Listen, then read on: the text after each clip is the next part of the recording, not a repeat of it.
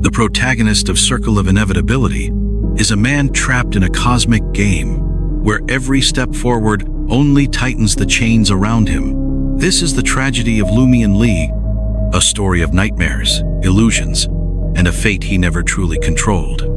To understand Lumian's downfall, we must start at the beginning.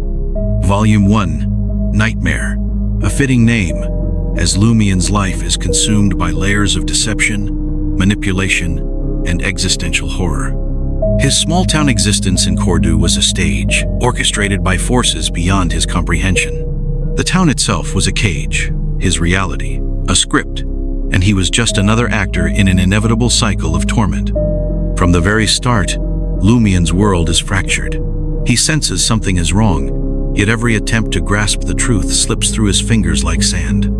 The town repeats, events distort, and the people around him play their roles without question. The horror isn't in grotesque monsters or sudden violence, it's in the erosion of certainty. What do you do when reality itself is a lie? When Lumian awakens in the ruined landscape with the thorny walls and lifeless terrain, his anguish is more than emotional despair.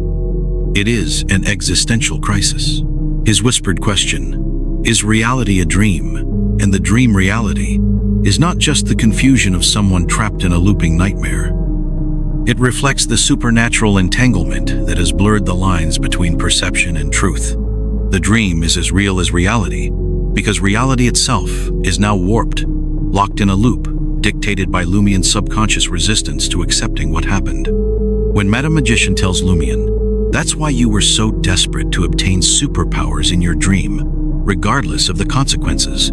That's why you disregarded others' lives and even your own. She is revealing that his reckless behavior was not mere ambition. It was a psychological necessity. His mind needed to make sense of the catastrophe, and in doing so, it projected his wish fulfillment into the dream, crafting scenarios where he could gain power, exert control, and force a resolution. The Cordo ruins reset due to Lumian's subconscious triggers, his resistance to external intervention, his expectation that events will inevitably repeat, and his fear of truly facing the truth all contribute to this phenomenon. The Bureau 8 and Machinery Hive Mind investigators noted that they lost awareness of time and had no instinct to leave. This was not merely a passive effect, but an active entrapment, fueled by Lumian's presence.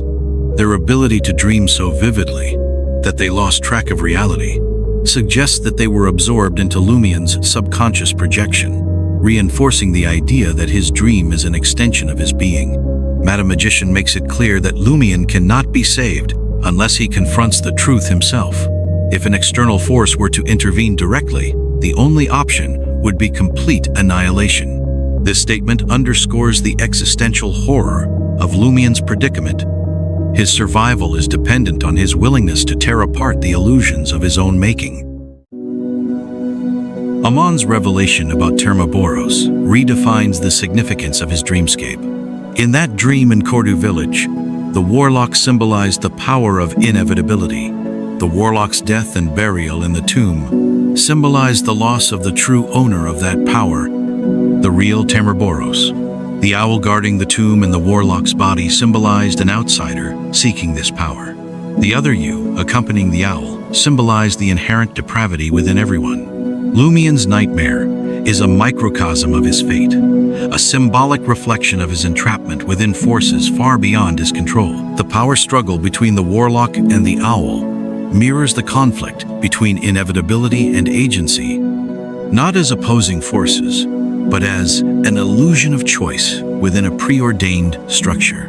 The warlock's death represents the erasure of the true wielder of inevitability, Termaboros, and the usurpation of that role by Amon. The owl, standing as both guardian and intruder, represents foreign forces seeking to manipulate inevitability.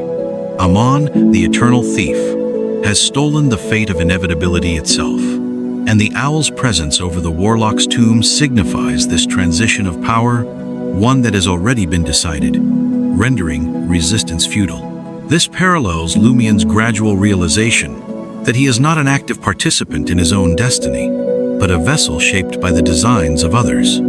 The other Lumian represents Lumian's inevitable entanglement with corruption, mirroring how Amon himself took Termiboros's power. Just as fate was stolen, so too is Lumian's autonomy. The other Lumian also embodies Lumian's internal conflict.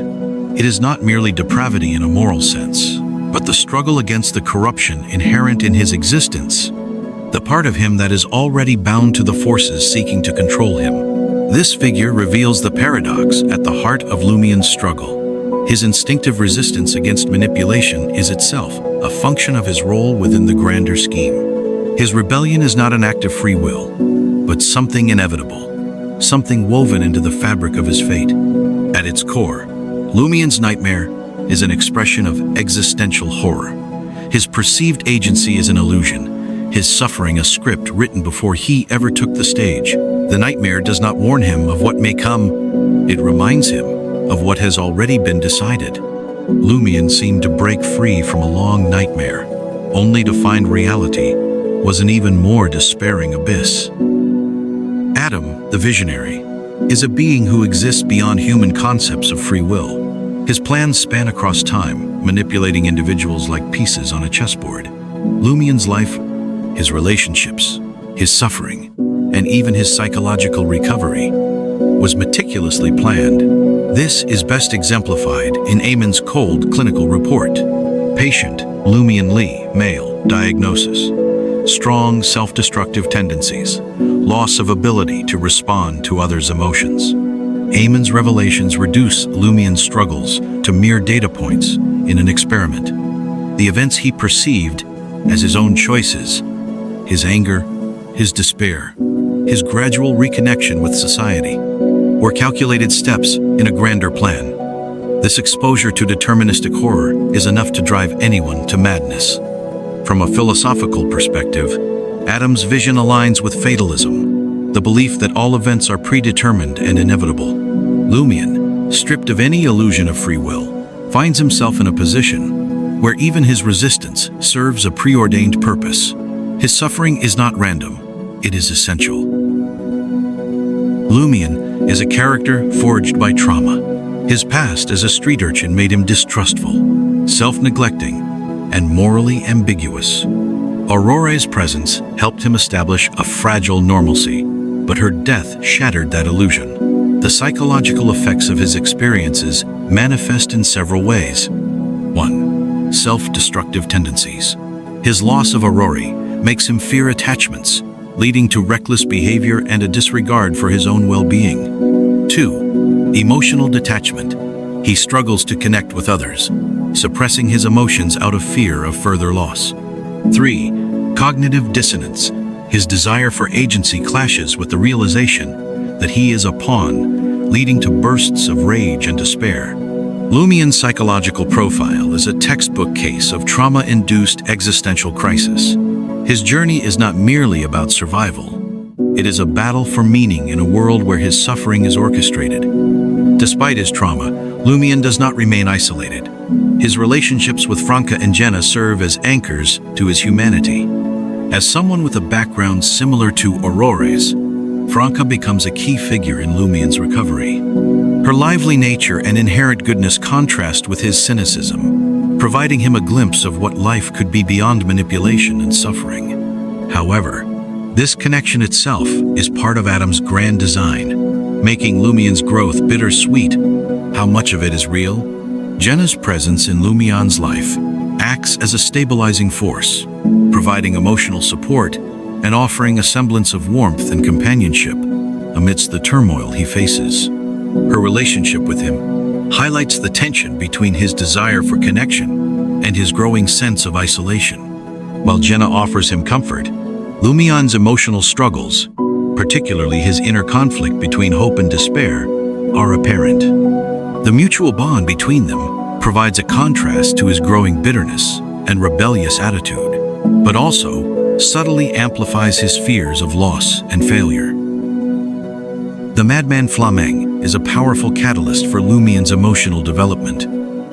Flameng's tragic end, hanging himself after losing all hope despite Lumian's efforts, mirrors Lumian's own fears and frustrations. Flaming's loss of motivation, despite help and support, acts as a grim reminder of the limits of human endurance. For Lumian, this event acts as a severe shock, igniting a rebellious fire within him. The death of Flaming triggers Lumian's deep-seated fears about his own future and sense of purpose. The tragedy is a stark reflection of his struggle with nihilism and the futility he often feels in his efforts to resurrect Aurora. The shock of Fleming's death becomes a defining moment, pushing Lumian toward a more defiant stance, where his rebellious spirit hardens into a resolve to challenge the injustice he perceives in the world. Fleming's demise becomes not only a source of trauma, but also a catalyst for Lumian to reject passive acceptance of suffering and fate. Ruhr's illness and tragic demise mirror the cruel and unjust nature of fate that looms over Lumian. Despite the patient's best efforts to help Ruhr, the outcome is grim. Ruhr's wife Michelle, succumbing to hopelessness and choosing to indulge in fleeting pleasures before ultimately taking her life, presents a scenario of utter despair. This encounter strengthens Lumian's resolve to fight against fate, as he identifies with the helplessness of both Ruhr and Michelle. The tragic death of Michelle further reinforces the overwhelming feeling of predestination and helplessness in the face of uncontrollable circumstances. He begins to question the fairness of life and whether there is any true agency to be had, driving him to challenge these very concepts head-on.